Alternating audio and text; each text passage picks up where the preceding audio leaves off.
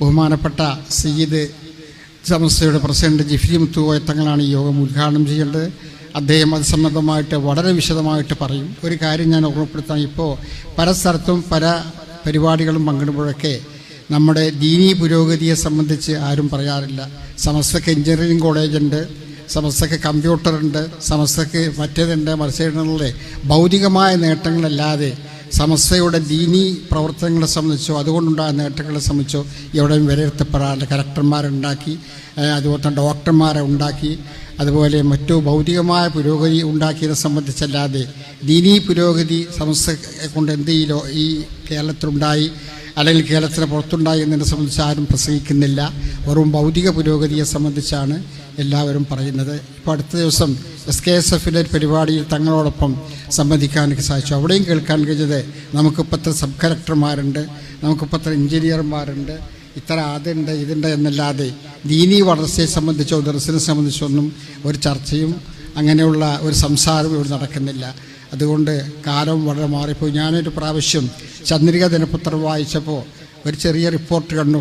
കോഴിക്കോട് മുഹീദ്ദീൻ പള്ളിയിൽ നിന്ന് മൂത്രമൊഴിച്ചാൽ സൗകര്യം ഏർപ്പെടുത്തിയിരിക്കുന്നു എന്നാണ് എൻ്റെ ചുരുക്കം. എപ്പോഴും നോക്കിയാൽ കാണുന്നത്.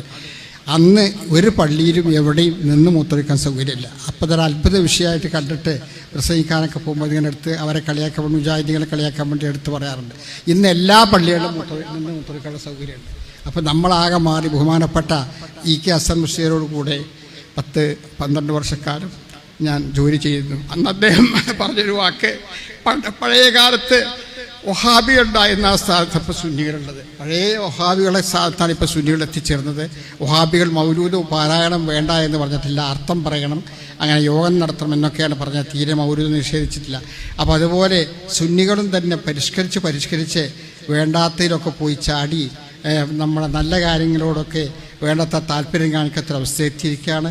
അപ്പോൾ അതൊക്കെ തങ്ങൾ വിശദമായി പറയും എന്നുള്ളത് കൊണ്ടും മാത്രമല്ല തങ്ങളുടെ പ്രസംഗം സന്ദർഭത്തിലൂടെ കൂടിയ മുത്താലിമീങ്ങൾക്കൊക്കെ ഉപകാരപ്പെടുന്ന പ്രസംഗമാവും എന്നുള്ളത് കൊണ്ടും ഞാൻ എൻ്റെ വാക്കുകൾ ചുരുക്കുന്നു.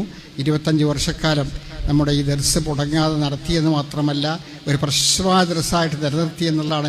എൻ്റെ നാട്ടിൽ നിന്നൊക്കെ ഇവിടെ വന്ന കുട്ടികൾ ഓതി പഠിക്കുകയും ചെയ്യാറുണ്ട്. നമ്മുടെ ബഹുമാനപ്പെട്ട മർഹൂം സമസ്തയുടെ പ്രസിഡൻ്റായ AP ഉസ്താദിൻ്റെ പേരക്കുട്ടിയൊക്കെ അവിടെ ഓതാൻ വന്നിരുന്നത്.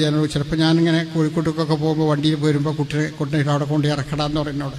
അങ്ങനെ അദ്ദേഹമൊക്കെ ഇഷ്ടപ്പെട്ട ഒരു ദർസാണിത്. അപ്പോൾ അതുകൊണ്ട് ദർസിനെ സംബന്ധിച്ചും നടത്തേണ്ട ആവശ്യകതയെ സംബന്ധിച്ചൊക്കെ ബഹുമാനപ്പെട്ട നമ്മുടെ സമസ്തയുടെ അഭിനന്ദനായ പ്രസിഡന്റ് ജിഫ്രി മുത്തുകോയ തങ്ങൾ വിശദമായി സംസാരിക്കുമെന്നുള്ളത് കൊണ്ട് അദ്ദേഹത്തിന് വേണ്ടി ഞാൻ ആദ്യമായി അധ്യക്ഷ പ്രസംഗം